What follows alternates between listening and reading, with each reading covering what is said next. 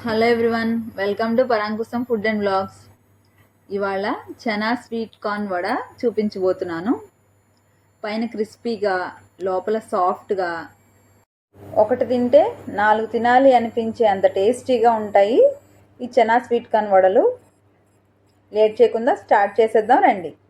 ముందుగా పచ్చిశనగపప్పుని 4 అవర్స్ ముందు నానపెట్టుకోవాలి.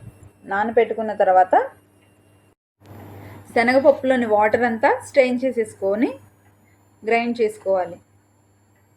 ఈ శనగపప్పుని బరకగానే గ్రైండ్ చేసుకోవాలి. శనగపప్పులో ఉన్న వాటర్ అంతా కంప్లీట్గా స్ట్రెయిన్ చేసేసుకోవాలి. అప్పుడే మనం వడ చేసుకోవడానికి వీలుగా బ్యాటర్ ఉంటుంది. ఇలా బరకగా గ్రైండ్ చేసుకున్న శనగపప్పులో 2 ఫుల్ స్వీట్ కార్న్ వేస్తున్నాను.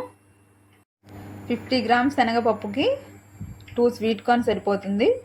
ఇందులో టేస్ట్కి సరిపడా సాల్ట్ వేసుకొని బరకగా గ్రైండ్ చేసుకోవాలి. స్వీట్ కార్న్ అయినా శనగపప్పు అయినా బరకగానే గ్రైండ్ చేసుకోవాలి. ఎందుకంటే అందులో వాటర్ కన్సిస్టెన్సీ ఎక్కువ ఉంటుంది. అప్పుడు మనం సాఫ్ట్గా గ్రైండ్ చేస్తే వడ చేసుకోవడానికి వీలుగా ఉండదన్నమాట. గ్రైండ్ చేసుకున్న స్వీట్ కార్న్లోకి సన్నగా తరిగిన ఒక ఉల్లిపాయ, సన్నగా తరిగిన 4 పచ్చిమిర్చి, కొంచెం కొత్తిమీర, కొంచెం పుదీనా,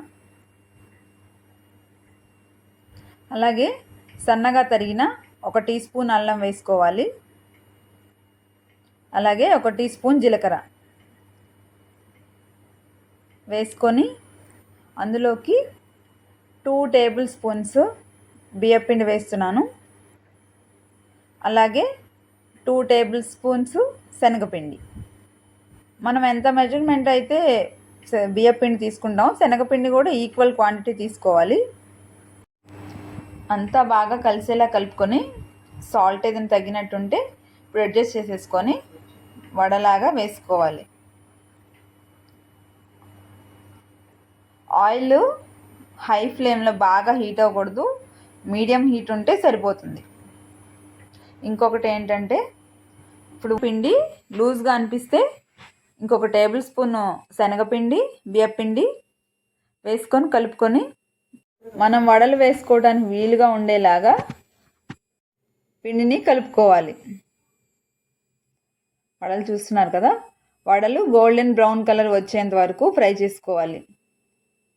మీడియం ఫ్లేమ్లోనే ఫ్రై చేయాలండి. ఇవి హై ఫ్లేమ్లో పెడితే మాడిపోతాయి, లోపలేమో సరిగ్గా కుక్ అవ్వవు. అందుకని మీడియం ఫ్లేమ్లో పెట్టుకొని గోల్డెన్ బ్రౌన్ కలర్ వచ్చేంత వరకు ఫ్రై చేసుకొని తీసుకోవాలి. పైన క్రిస్పీగా ఉంటాయి, లోపల సాఫ్ట్గా కుక్ అవుతాయి మీడియం ఫ్లేమ్లో పెడితే. అంతే అండి, ఎంతో టేస్టీ అయిన chana sweet corn vada ready. Evening snack చాలా టేస్టీగా ఉంటాయి. తప్పకుండా ట్రై చేయండి. వీడియో నచ్చితే లైక్ చేసి నా ఛానల్ని సబ్స్క్రైబ్ చేసుకోండి. అలాగే ఈ చనా స్వీట్ కార్న్ వడ రెసిపీని ట్రై చేసి ఎలా కుదిరిందో తప్పకుండా కామెంట్ చేయటం మర్చిపోకండి.